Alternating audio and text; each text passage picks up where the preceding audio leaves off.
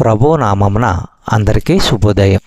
ఈరోజు దేవుని వాగ్దానము ఏమనగా, కొలస్సీలకు రాసిన పత్రిక 1వ అధ్యాయము 9 నుండి 12 వచనములు.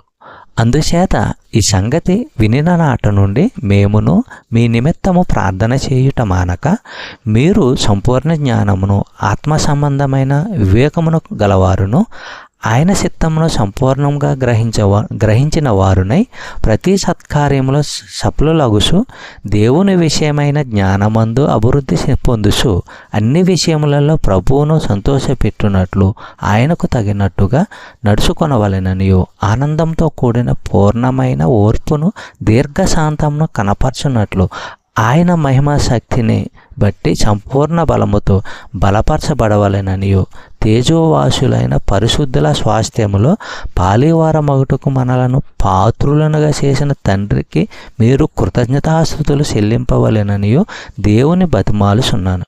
సహోదరులారా, ఇక్కడ పౌలు విశ్వాసుల కోసం ప్రార్థన చేస్తున్నాడు. అనేక మార్లు విశ్వాసుల కోసం ప్రార్థన చేశాడు కూడా.